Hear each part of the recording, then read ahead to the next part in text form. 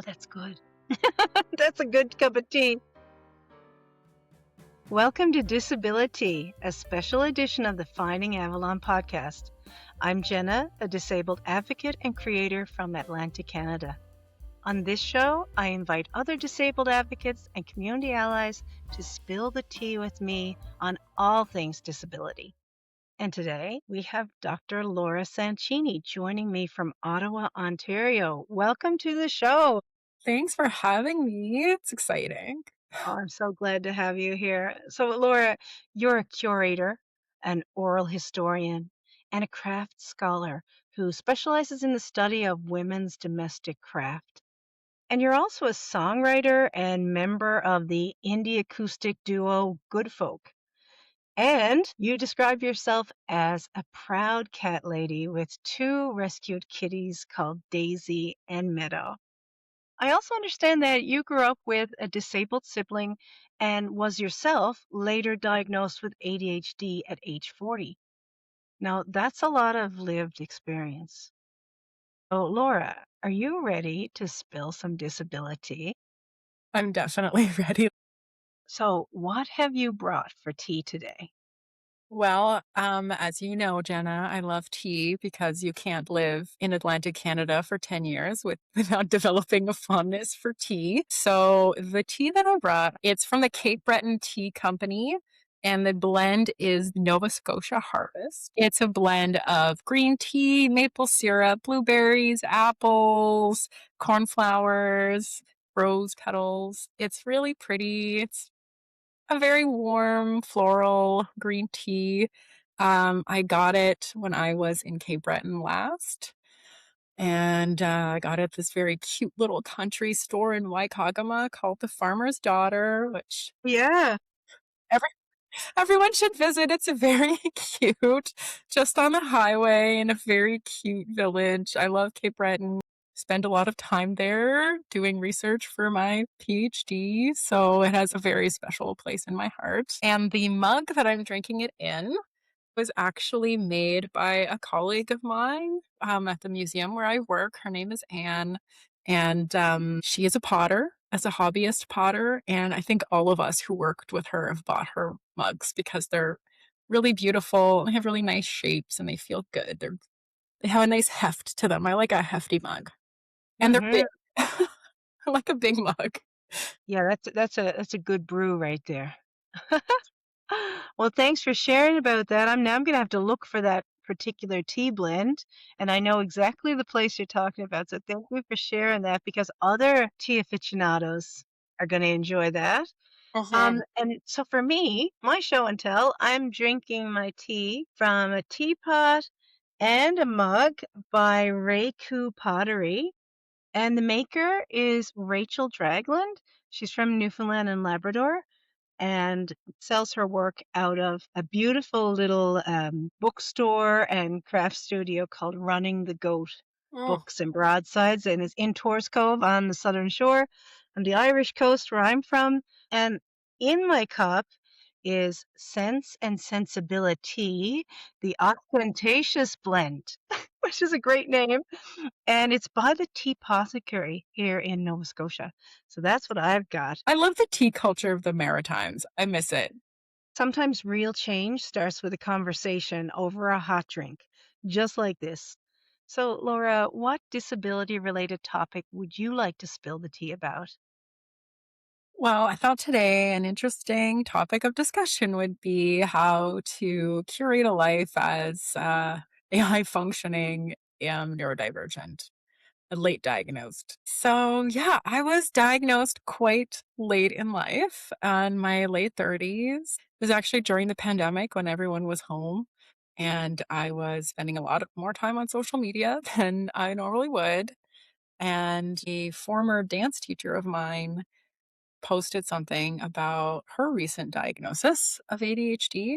And that was the first time I had heard of the inattentive subtype because I grew up in the 90s where ADHD was a boy who never stopped moving, who was hyperactive, who didn't pay attention in class, not the daydreamer, quiet girl who did really well in school. And so when I kind of started looking into the inattentive subtype, things clicked a little bit for myself. I started seeing myself in a lot of the signs and experiences that I was reading about. And finally, I told my partner, I think I need to see if this is what I have. And even though I kind of knew at that point, there were just too many things that were making sense.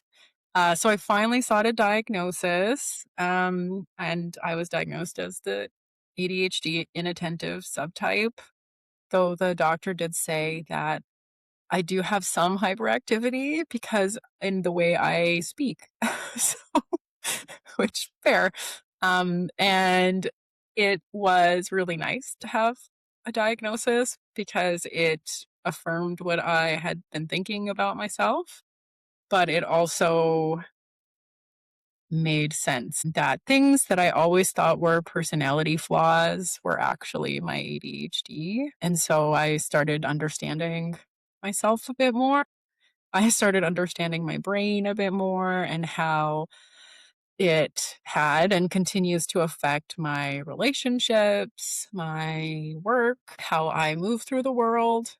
And it sort of has given me a bit more grace towards myself and also towards other neurodivergent people that I meet and spend time with. Um, and so, I told my parents eventually. It took me a while.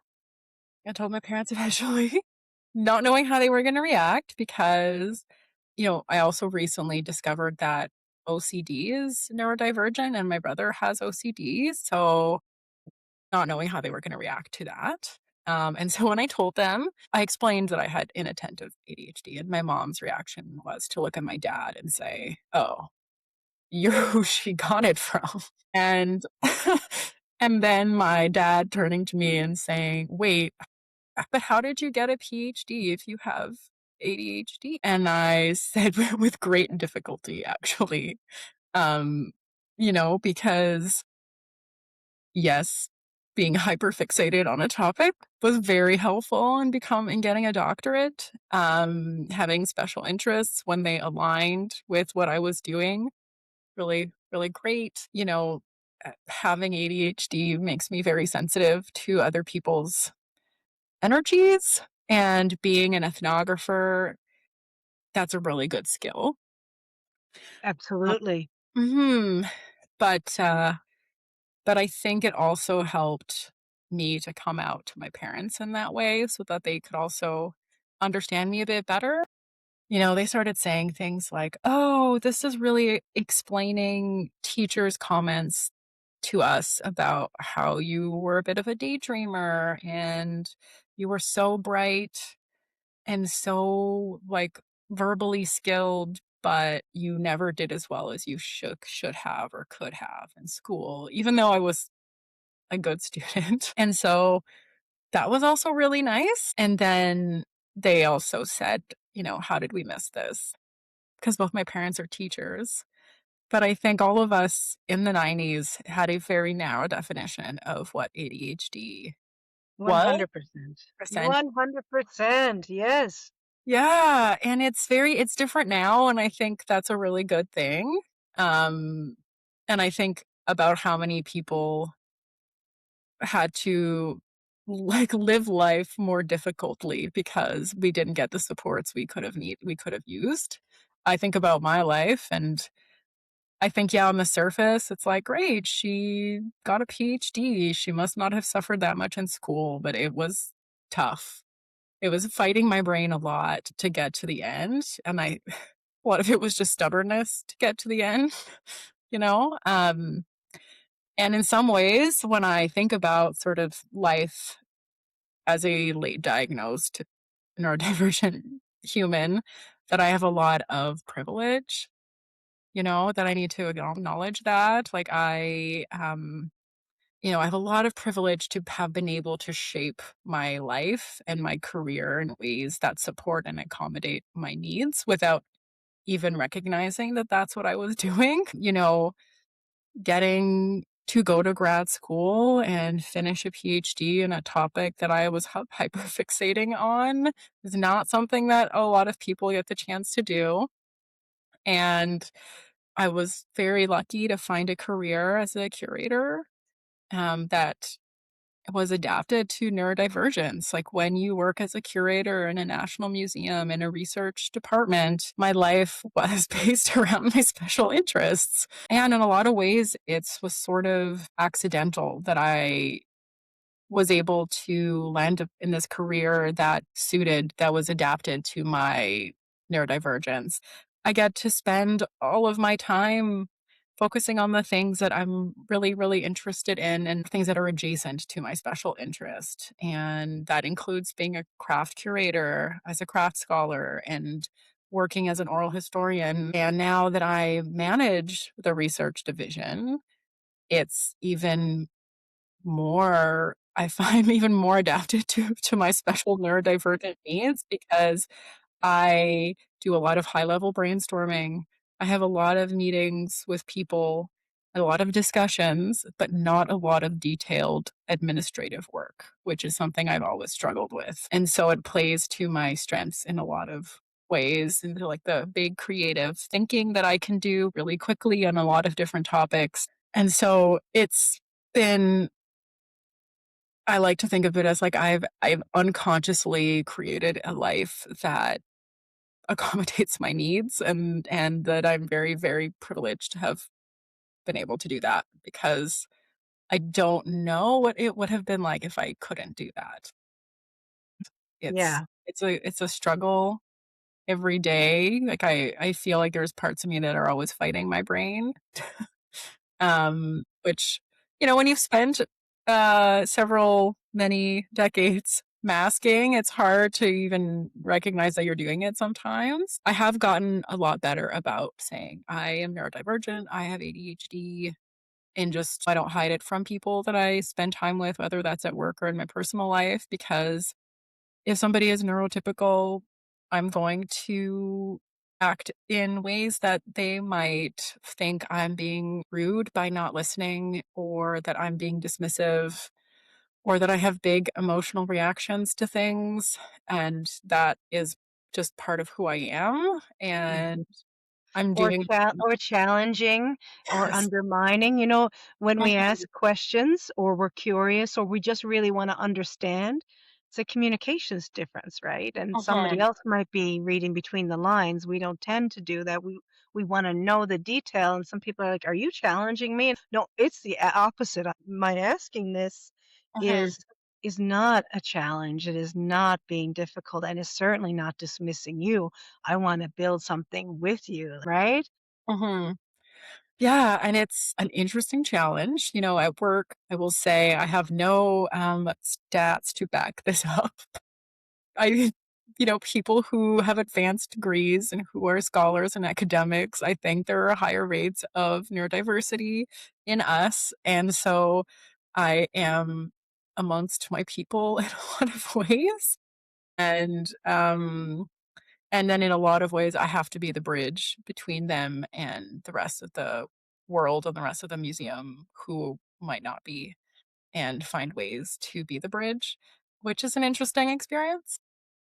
And also, Laura, you're involved in the creative world, the world of folklore, the world of music. And there tends to be a gravitational pull of many neurodivergent people who create and think and storytell and exchange and share. I think it's really exciting and it's interesting now that we're only starting to realize it, really realize it, you know? Yeah, I had a friend who told me once when we first met and just clicked really fast that neurodivergent people find each other. And when I think of my life now, I have a friend group that's made up of top-notch weirdos who just, yeah, we're all sort of vibing in our own neurodivergent ways, and it's like a beautiful thing to see. And we communicate in same but different ways that Yeah, can be complementary, can be really yeah. challenging too, but I think we Yeah. understand each other. Oh, for sure, right? It can be good and bad chaos, but it is a beautiful thing, you know? Like, we can get into a conversation on a deep level very quickly, which can be distressing for somebody who is neurotypical and is used to small talk and subtext and implying things, right?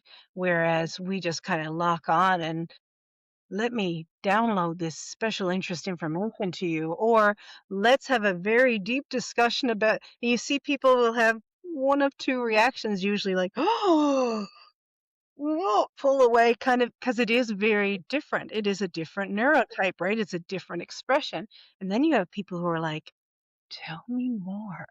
You know, I got a story to share too. I'm relating with my story. I'm not one-upping you. I actually want to relate Oh, and share my. that's such a big one. That was one of the first things that I realized that I do that a lot, and I've had people tell me that that's really rude, and that's pulling focus and disrespectful, and so I fought that urge to react that way when somebody's sharing something, and then realizing that that's a classic neurodivergent way of communicating, and that the people who love me and whose brains are wired in similar ways don't get upset because that's how we communicate. You know, we share stories with each other and we share special interests and we give really, really deep hugs. They're like crush your soul back into your body kind of hug. I remember getting that feedback, and not so much as a child or a teen, but as an adult. You know, when you get into adulthood and you're having discussions and you're chatting, I don't know if it's because I grew up with a lot of neurodivergence all around me, so I didn't know what Mhm. was typical or expected. But if someone told a story, I would want to share another story back, like to keep the exchange going and to show like, hey, I can relate, or um, oh, that reminds me of something similar. And neurotypical people would respond very harshly and say, "Stop making this about you. It's not about you." And I remember like being very sensitive is crushing because I would think, I'm trying to connect. I'm trying to show you that I really empathize. I really care. And I don't want you to feel alone in this. And that does work with other neurodivergent people. And that connection becomes more of a safe space, but it is just like a super repellent and being disciplined over it in neuronormative spaces where you just basically comply, be silent, and suppress yourself. But for community building and for relationship building with the people who do appreciate or recognize this, it leads to some great discussions and relationship building, I think. I think so too. With the right people. Yes, with the right people. That's why I say, like, in a safe space. So before we go, what can people do to take action or learn more about what you've shared with us? And do you have any good news to share too? Well, I would strongly urge anyone who's watching this to spend a bit more time with the Finding Avalon podcast. I think it's a really good way to learn more about and to center neurodivergent and disabled voices, to listen to them, um, to, you know, to move through life with kindness and empathy. And people have different experiences than yours, and that doesn't mean that they're not valid or that they don't have important things to bring to the table. I will say any news I have, I mean, I brought a fidget toy. um, it's my first fidget toy, actually, and my so it's a magnetic, fidget toy. You can break it up, put it back together. It has really textures.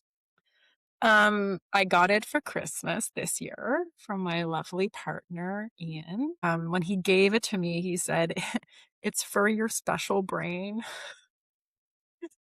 And one of the things that getting the ADHD diagnosis I found was really helpful in improving my relationships with people in my life, that they were able to understand me a bit better. And because having a neurodivergent partner is not always easy, having that understanding means that there's more patience and grace that can exist in a relationship. And so then I get really Fun toys that I never would have bought myself because I would never have thought of it. Well, Laura, thank you so much for spending time with me today and for normalizing conversations like these. Hmm. Well, thanks for having me. This was really fun and important. Here's to spilling the disability. Mm-hmm. Oh, I put a lot of honey in this. Mm.